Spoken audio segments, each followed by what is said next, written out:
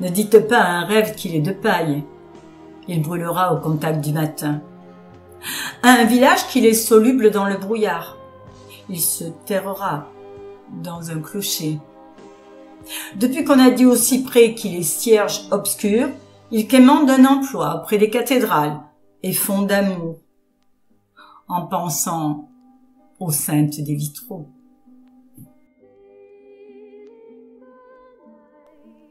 Parce que leur nom était trop vaste pour leur corps d'exilés, ils se taillèrent des noms de voyage dans les tissus rêches des chemins, des noms pliables sous la peau, des noms étroits, aux yeux glissants pour les villes qui fument les hauts fourneaux pour oublier les prairies asphaltées et l'air mis en boîte sous les cils de la lune.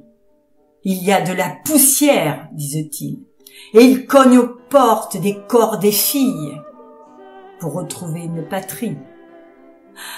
À la sueur du mot j'accède au poème, sur le mur d'une phrase se promène un mot sentinelle. Quand un mot boîte, on lui ajoute une lettre pour semelle. On fait du bouche à bouche au mot asphyxié pour le ranimer. Les mots, ces oiseaux qui bondissent sur les fils électriques de nos pages, les mots, ces mouettes qui atterrissent sur les plages blanches de nos pages.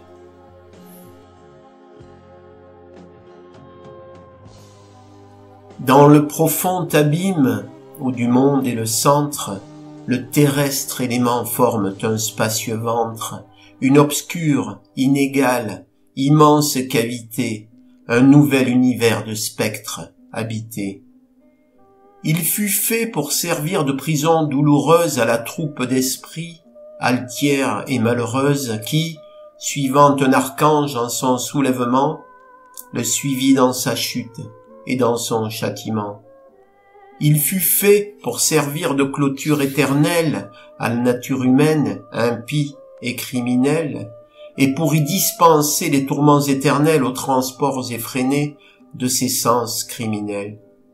L'orgueil ambitieux, la colère brutale, l'avare fin de l'or, l'incontinence sale, la paresse, l'envie et l'appétit gourmand ont tous là leurs complices, et tous diversement.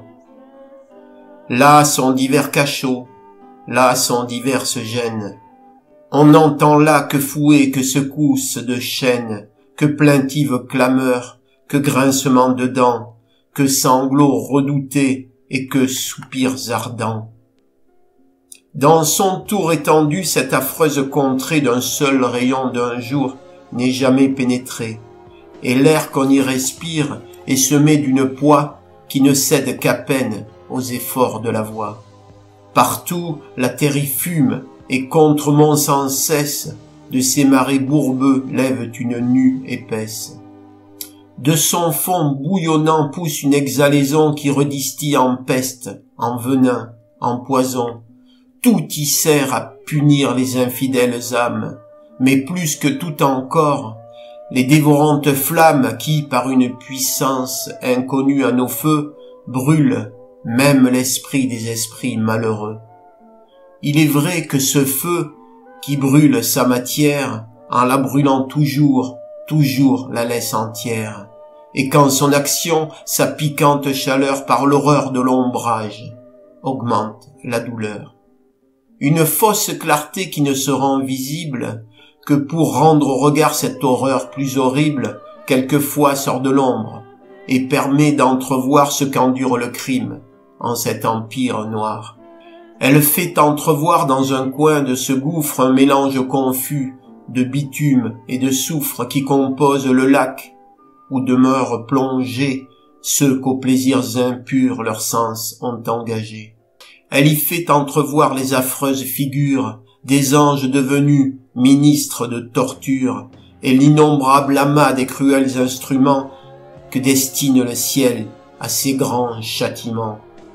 Sous l'aspect d'un dragon, le hideux roi des ombres, dans l'antre, le plus creux des vastes plaines sombres, sur un trône brûlant, forme d'ardent charbon. règne sur les damnés comme sur les démons.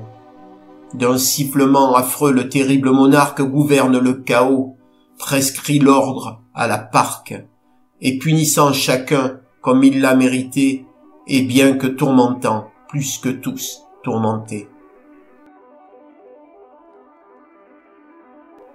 Il s'élevait au-dessus de la ville une falaise noire d'une si prodigieuse hauteur qu'elle se perdait dans les brumes durables. Une ouverture au pied de la roche ouvrait sur d'interminables galeries. Quelques escaliers taillés dans la pierre se multipliaient soudain, aboutissaient à une énorme salle d'où repartaient de multiples corridors reliés entre eux par des conduits secondaires et non moins chargés de repentir. Mais au bout de tout cela, l'on se heurtait inévitablement à un mur. Et en effet, du dehors, un regard attentif sur la falaise eut découvert que la paroi était en manière de columbarium percé de maintes ouvertures peu profondes. Qu'on se fût emparé d'un rêveur et l'on ne s'en privait jamais. Il était aussitôt maîtrisé, ficelé, entraîné tout au long des corridors. L'on creusait alors jusqu'au vide. L'on déposait le rêveur sur le sol et derrière lui édifiait une définitive maçonnerie de façon à constituer une sorte de grotte. Il y avait alors, en vérité, quelques mérites à rêver.